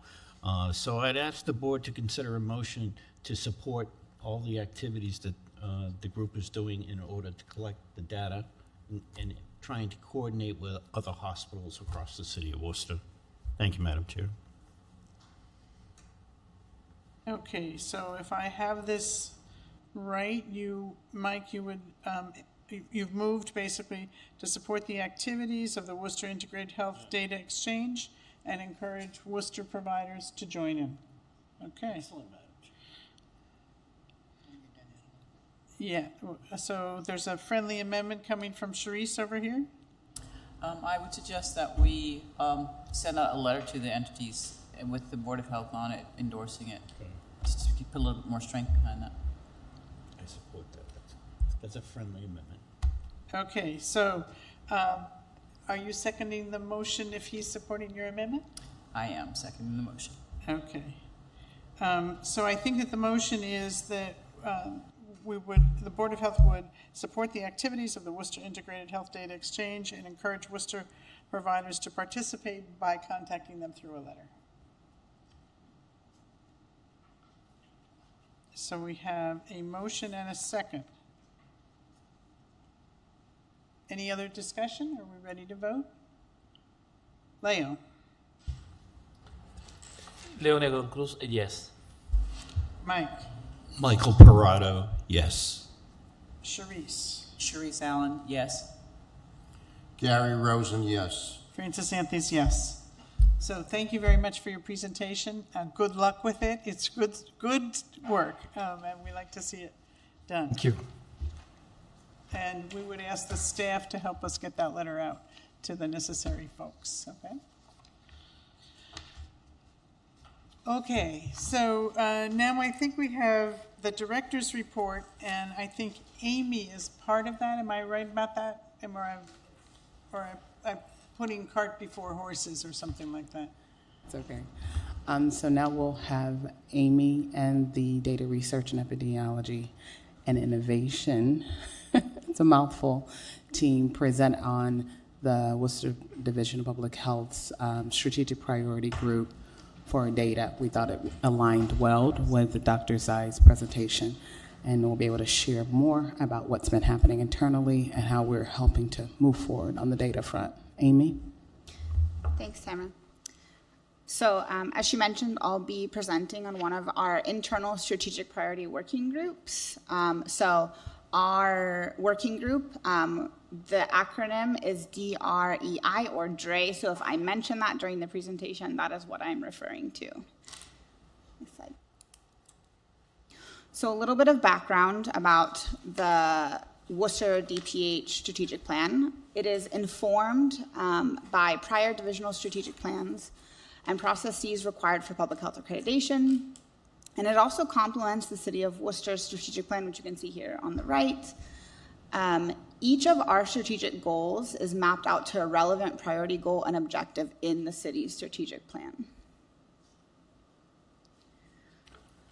So specifically for the DREI activities, this is related to the city priority goal of public health and safety.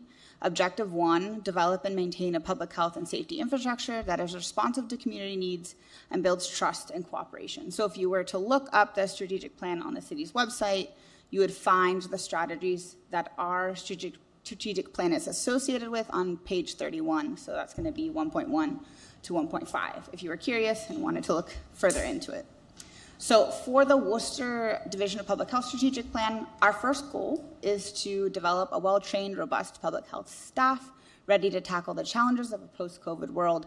And specifically for our working group, we are Objective 3, that's to grow the data collection, analytics, and innovation capacity of the division to meet increasing mandated health services and divisional management needs to better position the division for future public health, innovative opportunities, and potential threats. Apologies, that is the longest sentence ever. So our working group is comprised of 6 staff members from across the division. That includes the deputy director, the chief of EPI, myself, our shared services coordinator, one of the public health nurses, and also the behavioral health programs coordinator. So we have representation from across the division. And our vision for this working group is to empower the staff at DPH with data and analytical tools to support informed decision-making and future-focused planning, while also providing the community with relevant information to improve health outcomes. And this is where there's a lot of opportunities for synergy between our initiative and the initiative at UMass. So this Objective 3 has 5 initiatives. So the first is visioning and work planning, data collection and evaluation processes, internal trainings and capacity building, integrated data dashboards, and innovative data-driven projects and programming. So I'm going to go a little bit into the specifics of each initiative. So the first one is visioning and work planning. So here we're preparing the division to support and meet the national standards of data modernization efforts, primarily through the Public Health Excellence Initiative, which we've been doing for the past few years. We're also going to be cross-collaborative within the division, as well as with the Academic Health Collaborative and with outside partners and agencies. We're going to identify public health initiatives where multiple teams can work together. We're also going to improve upon the data collection and evaluation processes. So we want to formalize, streamline, and relaunch the internal processes for data requests and support within the division. We also want to use a centralized platform to manage these data requests and to evolve and adapt this process as needs change, as you can see in the PDCA cycle over here on the right. The third initiative is internal trainings and capacity building. So here we want to align staff on foundational public health frameworks that are essential for program design and evaluation. We also want to determine staff capacity to engage in data-aligned work and to grow these capabilities within the division. We also want to make sure staff are familiar with the metrics and the sources for their priority populations. We want to make sure that they can reference those and they know where to find them to support their work. We also want to prioritize industry best practices in all data collection procedures and data-driven work. For the fourth initiative, we'll be developing some integrated data dashboards. So these are primarily, at first, going to be internal dashboards that will promote alignment across the division to streamline data collection, analysis, and use. And then in future iterations, we want to expand this to public-facing dashboards to ensure that public health data is easily understood and readily available to the public. And we want to utilize both these internal and these external dashboards to support data-driven decision-making and program planning, not just for us, but also for our community partners who work in these spaces as well. So as an example, one of the dashboards that we've been working on is maternal and child health. I do just want to say, to Maddie's point, we are using publicly available data, which is several years behind. So, one important point here that is relevant to the discourse today is that when we look at for example, this is maternal and child health. So one specific indicator that's really important right now is looking at what prenatal care and births, what insurance they're covered by. And for the state of Massachusetts, the average is about 38% of births are covered by programs like MassHealth. That's Medicaid. And when we look specifically at the city of Worcester, it is 61%. When we look at cities like Springfield, it's 77%. And Boston is right around the national and the state average of 40%. So what are going to be the long-term public health implications of this bill passing in terms of access to insurance for prenatal services and birth? And what can we do as the Division of Public Health to create safety nets in the community and work with our partners, knowing that this is what is coming? So these are the types of data, the examples of data that we want to make available not only to our staff, but to the community and to other organizations working in this space. Obviously, it is not as nuanced and specific as the data that we're going to see from Dr. Zai's team, but this is population-level data that we can still use for decision-making. There should be a fifth slide here. Okay.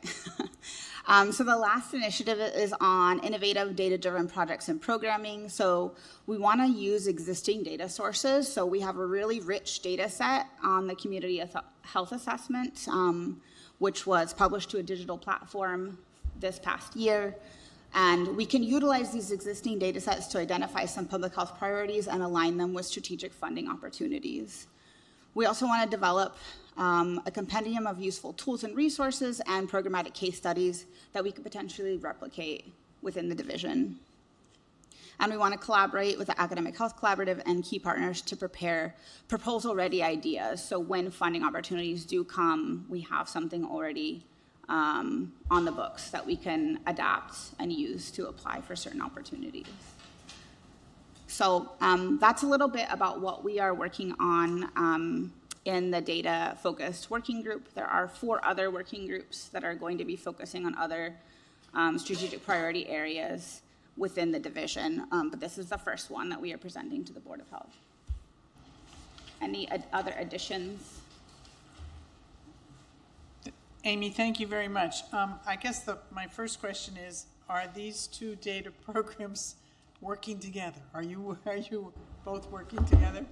So right now, we're not working together because they're sort of separate initiatives. My goal right now is internal dashboards, and then we will move to external, and I think that's where the collaboration would come. I do think that it's relatively easy for us to link out to other resources when we do get to the point where we're creating the external dashboards, and so we'll happily link out to those resources as well as other useful data dashboards that exist out there. Okay. And to the chair, if I could just add a little bit. So we actually, two of our team members, myself and were on the call today with Dr. Simons and Dr. Zai speaking about the maternal child health data at the hospital level. So we are trying to leverage some more of that close to real-time data while also using what we currently have in hand. So there are linkages, but I will say that we're at the beginning stages of our data dashboard building, and I know that WIDE has been sort of well underway for a year or so now. So we're in the process of finding what those connections are, but that is underway. Okay, good. Questions from other members of the board? Okay, then thank you very much, Amy. We really appreciate it. Yep. I think now we're up to you, Tamara, and one of the things that I know I'm aware of, and I'm sure I'm not the only one in the room is aware of this, we are filling our agenda, and I will talk to Tamara about how we might make it a little tighter, so we're not doing quite so much in any meeting. I appreciate this meeting's going long, and we're not there yet. So Tamara. Thank you, Madam Chair, and I'll breeze through my report here for the sake of time. So, wanted to share the director's report. We're, I believe, reintroducing the director's report to the board and to provide the board. The purpose is to be able to offer key activities, trends, challenges, and priorities as you are sort of hearing tonight around some of our strategic priorities, and to keep you informed, engaged, and aligned with operational activities and our strategic activities. One of the hopes is to be able to incorporate a motion sort of recap and follow-up from meeting to meeting so that it's clear about the motions that were made in the previous meetings and the actions that were taken to address those. So if we were to look at last month's motions, the board recommended that all city departments in Worcester Public Schools collaborate with community partners to develop a system that supports Worcester's immigrant population in knowing their rights and pursuing protected status to remain in the country. What we have done within the city of Worcester actually had sort of underway already the Know Your Rights training. I think it was the same week that the board made this motion. Later on that week, we got a notification that this training and sort of process was underway. So that occurred on June 24th. The training was conducted by the Massachusetts Office of Refugees and Immigrants. The City of Worcester and ORI are also hosting another Know Your Rights training on July 10th that's geared towards the community members and community partners, and that's been in collaboration with other organizations within the community. And so that's being shared and broadcasted and ensuring that people know about that at the community level. The final effort that in conversations with the City of Worcester and DEI's office is that if the board would like, we could potentially have ROI present at a future Board of Health meeting. And since this is a public meeting, that could also be an avenue to provide this information to the community. And so I know that we had a number of conversations with the board chair and thought that this was definitely a great place to collaborate with what was happening in the City of Worcester. But I wanted to pause to see if the board had any thoughts about that last point.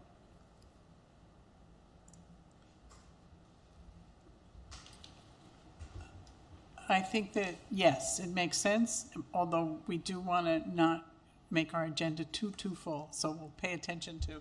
That might be a month or so out. The next motion recap was the board requested that the staff of Worcester Division of Public Health contact the Immigrant Legal Resource Center in San Francisco to seek guidance on organization assist in achieving legal protection. The intent is to determine whether similar guidance can be adapted and implemented for the use throughout the City of Worcester. And so in conversations with the board chair and the commissioner, given the work that was happening in the city of Worcester around this topic, it was considered that we review the ILRC guide, that review is currently underway, and share with the Board of Health the differences between what the city of Worcester is currently doing in this space and what San Francisco is currently doing. Take that comparison, bring it to the board and with some recommendations, and then from there determine what we would propose to the city manager's office as it relates to some things that the city of Worcester could do in addition to what's already happening.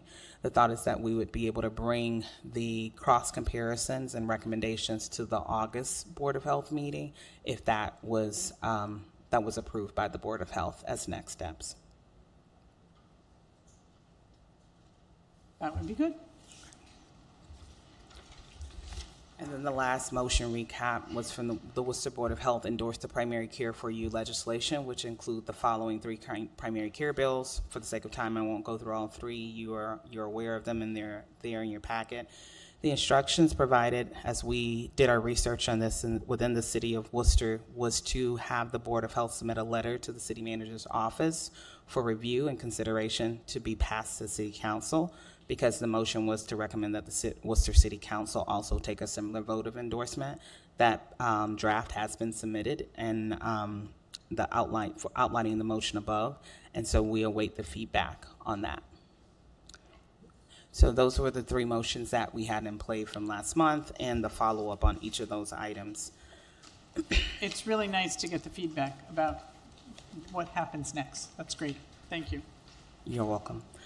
The other item that we wanted to bring to the forefront is the Division of Public Health is currently focused on our Public Health Accreditation Board preparations, FAB. You all are probably aware that it's a nonprofit organization that really sets the national standards for public health, if you will. And so it's a process that we are underway to be reaccredited. And that's essentially what FAB does. It accredits state, local, tribe, and territorial public health departments, and it helps to establish those national standards for public health performance overall, really trying to enhance and promote quality improvement and transparency and accountability. We can also see one of the items that's focused on is encouraging the use of data and evidence-based practices, so you can see how that aligns with the previous 2 presentations that were provided. Our focus on within our division around being a data-driven division of public health. This aligns directly with our FAB accreditation standards. I'll move on to and I'll just highlight for the purposes of time, the 10 essential public health services. So you can read this at your leisure, but what I wanted to just make sure that you understood is as we sort of focus in on our different working groups as well as the office work that is happening within our divisions, we're looking at these standards, these essential services, to make sure that we're really sort of checking off all these boxes and doing that well. So that I will sort of highlight for the next 2 slides. For the sake of time, move on to where we're at, the FAB update. So there are 5 steps in the process. We are on number 3. So in a couple of weeks, we should hear back on when our site visit is scheduled.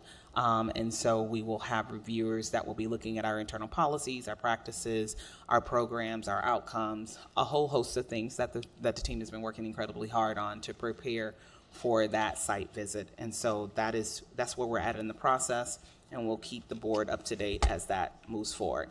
And then finally, I just wanted to end with some wins. Last month, our public health nursing team and members of our community health and our fearless leader, Dr. Maddie Castile, all had a chance to host a health fair and working with providing services and screenings to individuals within our community and our Worcester Housing Authority settings. So that's part of our outreach plan as we continue to make that more robust and providing those screenings, education, and supports in the community. So that is the gist of the director's report. I'll conclude with that.